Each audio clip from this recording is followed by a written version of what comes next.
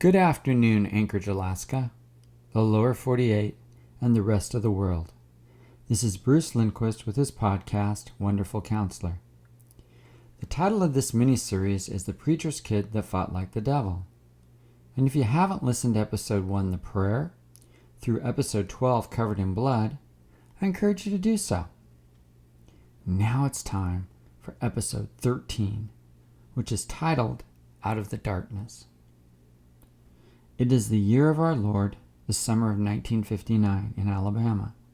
During this time, Alaska and Hawaii completed the 50 states of the Union. For the first time, the Earth was seen from space by a weather balloon. Boeing 707s filled the skies, and gas, if you can believe it, was 25 cents per gallon. This was before Joe Biden. Of course, if you're a dog, none of those things remotely matter to you. No, you have more important things to think about. Shadow is a beautiful, sleek black lab who is 8 in dog years. That would be equivalent to 40 people years. And he has been busy protecting the boys from their drunken, raging dad who was full of dragon's fire. So much so, he didn't have much of a love life. But now that the boys were safe with their new family, he did find a beautiful golden brown lab about the same age named Sadie, and she came with the house that they're living in. Shadow was lying next to his 3 most favorite boys in the world, Big Bo at age 10, Rig, who was 7, still trying to find his way being the middle child, and then there was Jos at age 5, who, unlike youngest children and families, he was the wisest and also felt the deepest. All were sleeping as they were quite tired from their latest adventure with their grandpa. Shadow was dreaming about his Sadie, nuzzling noses, playing in the yard, sniffing all kinds of scents, discovering life with her in a way he only thought possible in his imagination. Adon and Yvette, the boys' adopted parents, woke to a strangely quiet house, which was quite unusual for the mornings, given the composition of the household. They both put on their robes, checked the rooms, and found the kids' beds were empty and no Shadow. They headed down their stairs and went into the kitchen, with no signs of rummaged food, no cereal boxes or toast on the counter. The kids hadn't started breakfast, and neither did the dog, for their food dishes showed no sign of being touched. Their mood shifted from a sleepy curiosity to now slightly worried as they went through each room, with only empty echoes returning to them when they called. They searched all the rooms but one, and then Yvette found, as she walked in, a sight that she would not ever forget. She covered her mouth to hold back her tears, and Adon put his arm around her to comfort his wife. Earlier that morning, the kids and the dog were sleeping in a peaceful night, until it wasn't. Shadow awoke and knew immediately there was something wrong, and it was Sadie. He padded down the hallway, quiet as a ghost, as not to disturb the household. He went downstairs where his beloved Sadie slept. As he peered into the room, he saw Sadie, and his eyes saddened. Now Sadie, about 15 minutes before Shadow arrived, was also lost in sleep, dreaming about her Shadow. But when she awoke, she knew and went to Grandpa's bedside and nuzzled him, licked his face, and then laid her head on his stomach, and her tears soaked into his skin. Shadow approached Sadie with such tenderness, not wanting to interrupt her moment with the man she loved, and gently put his paw on hers, and felt her tears on his paw. Both dogs seemed frozen in time. Sadie's heart flooded back with memories when she first met the man, when he rescued and cared for her, when she was in a shelter days before being put to sleep. No one wanted this crippled dog, but when their eyes met, she knew, for he had lost his wife and prayed for a friend, and the good Lord heard his prayer, and there she was. Sadie remembered the kind way he brought her back to health, and eventually with splints in place, and after the surgeries, she was able to walk, and eventually run, although with a slight limp. Now her best friend was gone, She had heard him preach so many sermons and listened to him pray. She knew there must be a people's heaven, just like there was a dog's heaven. What a wonderful life and gifts she was given. Shadow was just getting to know the man, but from what he had seen, he was the kindest, gentlest human that walked the earth, at least in his lifetime. More than that, he didn't just accept them, he welcomed Shadow's family, the 3 boys and their parents, and gave them a home after the fire. Shadow thought of the words the man said last night, freedom, and now he was truly free. If Adon and Yvette were flies on the wall, they would have watched earlier how the boys came into this moment.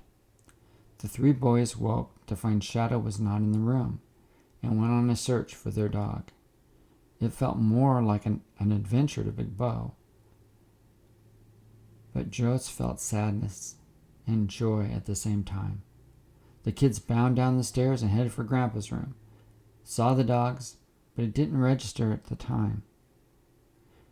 They were just about to jump on their grandpa with playful exuberance when Joe stopped them dead in their tracks as he said, "Grandpa is in heaven."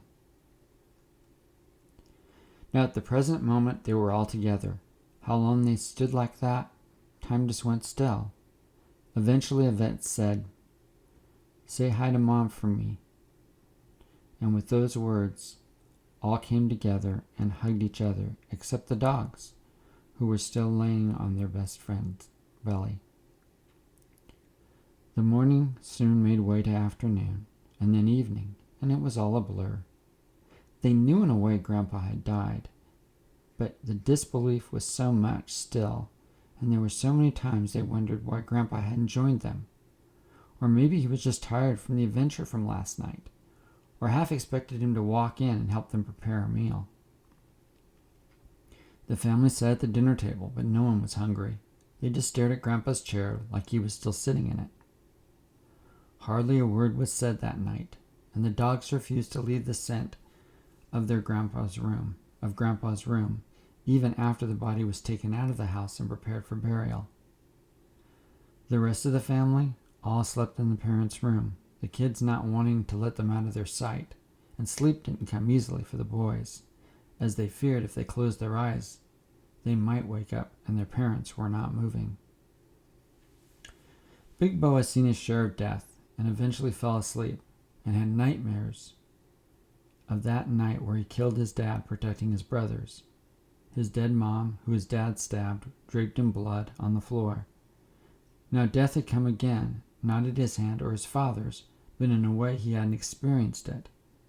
His night was full of images of hooded black-robed figures with sharp sheaths, laughing at him, saying they were going to kill him and take him to a place where night can't even come, and that there is no light. Big Bo woke up with his fists in the air. There was so much anger in his heart, and it was directed at God. Big Bo earlier had given his hate and rage to God and surrendered his life to Christ. He knew anger didn't always lead to dragon's fire, but if he let it, it would consume him and those around him. Still, was so angry how could God take his grandpa from him? Then he heard those words, "Remember the key." Big Bo got up and went to the old dresser, one of the few pieces of furniture that came from the old house. He followed the traces of the moonlight to the top part of the dresser. Big Bo had forgotten all about it. It was like it was blocked out of his mind, until this moment. Big Bo reached up and found the key, and immediately the memory of his mom crying and his dad rushing in rage, beating him until he could barely move. And he would have killed him too, if Shadow didn't have intervened.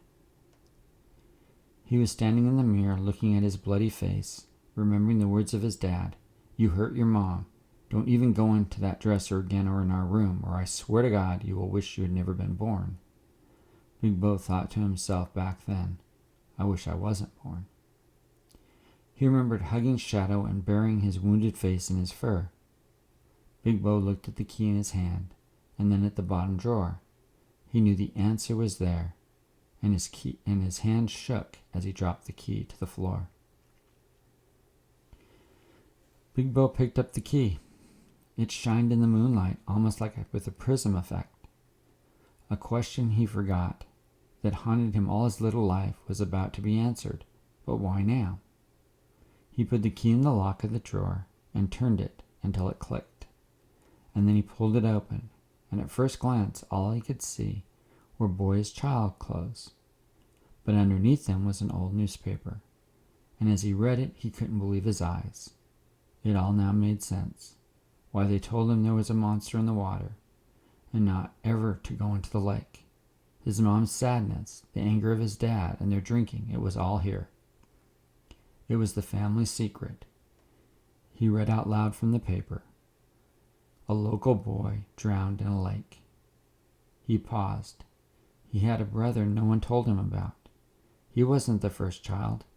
They were grieving for a lost son. Big Bo, for the first time since his grandpa died, felt a well of tears burst within him, and guttural tears poured out.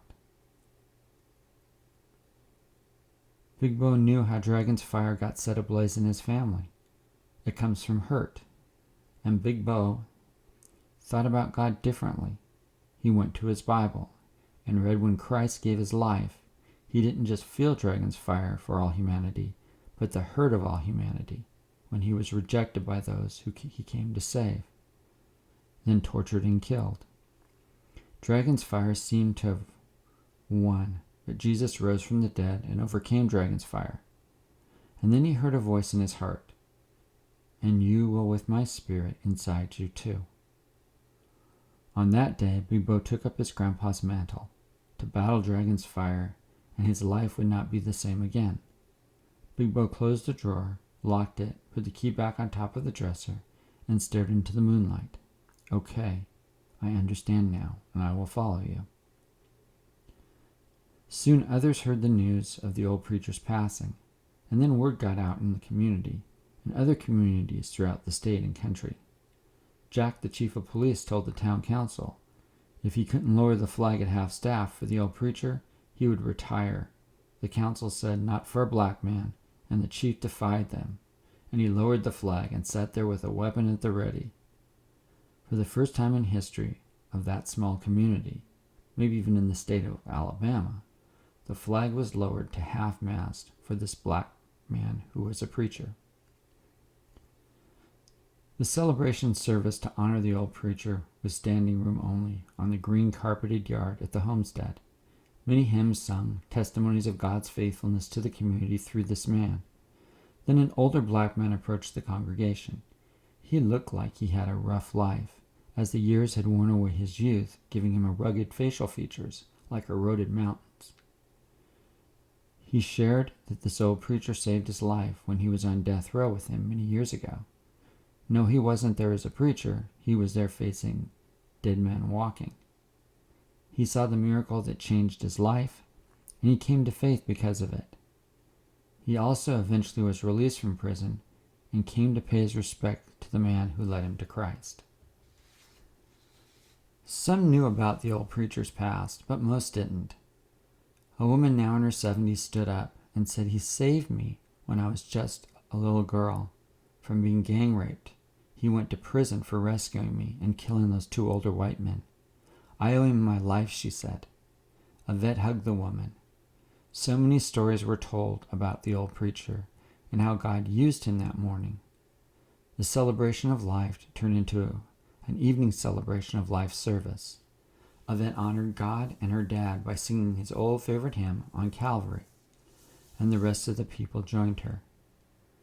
Big Bo now understands how Grandpa learned to fight like the devil. He did as well, but he also knows where that leads. His grandpa took the lives of two people to protect this little girl, who is now the 70-year-old woman. He protected his brothers, but he couldn't protect his mom from his dad's rage, but used Dragon's fire, and then it used him, just like it used his grandpa. He would no longer be the boy who learned to fight like the devil. He would fight all right, but not with Dragon's fire, but through the Holy Spirit's fire. Big Bo then closed his eyes and thought about his grandpa, and suddenly a blackness filled his mind.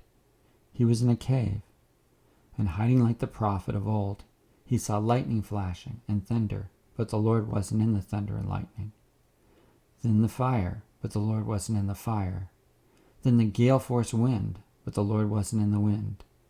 And then he heard a still small voice, and he recognized it as the Lord's. The voice asked him, why is he hiding in the cave? It's because I've been kicked out of the church, said Big Bo.